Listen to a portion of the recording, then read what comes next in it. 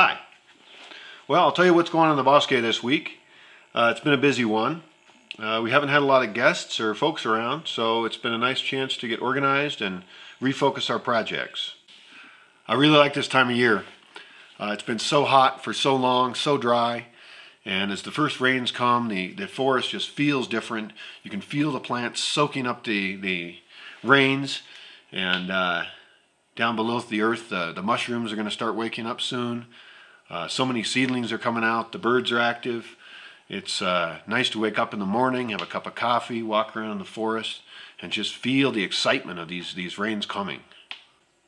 As far as the kitchen goes, we bottled the first mead that I've brewed since I left Seattle, and that's exciting.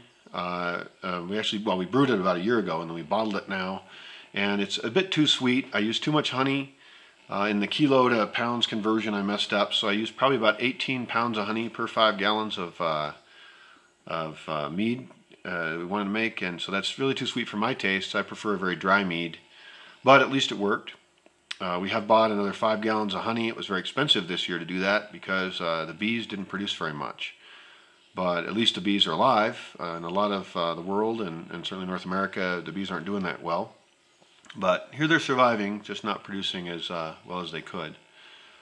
We've also started our first experiment of fermenting agave nectar. I'm hoping to make a super pulque, but so far, well, we'll see how that goes. I'm trying to use champagne yeast. It's my favorite yeast, and we'll keep learning about that. We also did some sauerkraut that's very tasty. I guess technically it's not sauerkraut since it has other things in it. Sauerkraut, I suppose, is just cabbage, but we usually throw some other stuff in it, and sometimes we spice it up to a level you call it kimchi. But in any case, it's very tasty. When we got the 4 new hens that are supposed to be Rhode Island...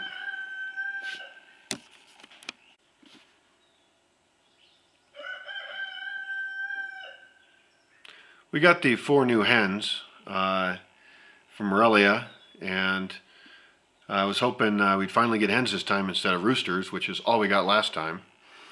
Of the 4, 1 disappeared the first night, and of the remaining 3, 1 of them is black and therefore probably not a Rhode Island Red. And since I'm trying to get Rhode Island Reds, that one we won't want to breed. And then of the other 2, 1 appears to be a rooster and the other a hen. So out of the total 8 hens I bought, well, I tried to buy 7 hens and 1 rooster altogether.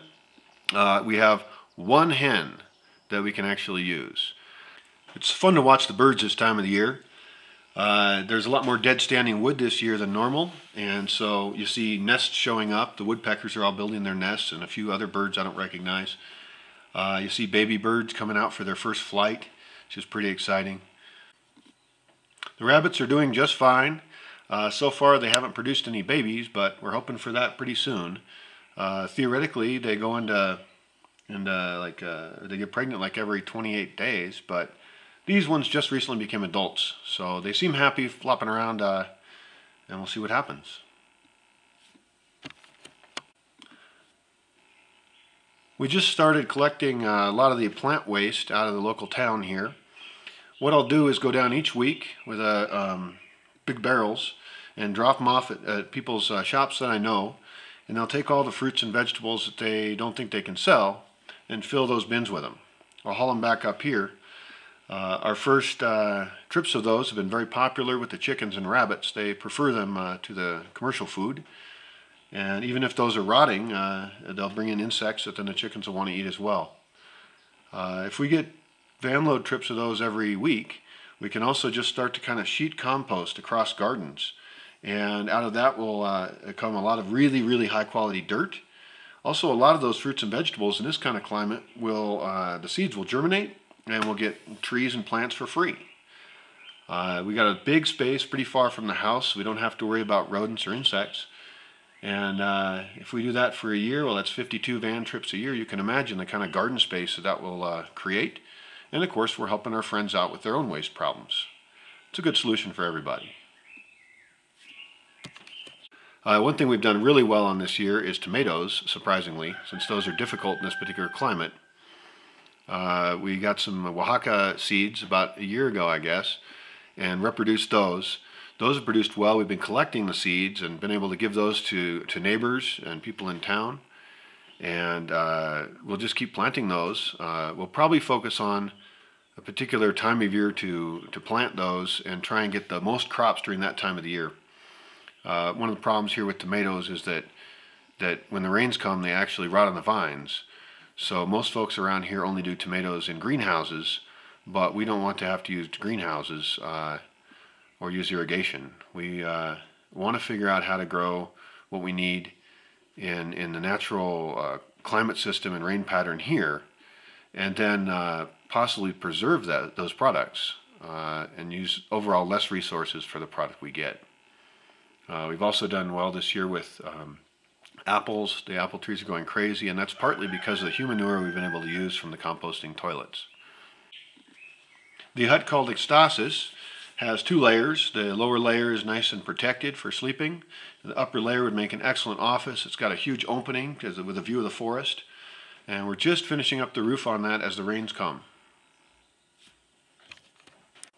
We've been cleaning out the gutters on rain catchment systems and making sure our cisterns are clean. It's June, middle of June, and the rains are late.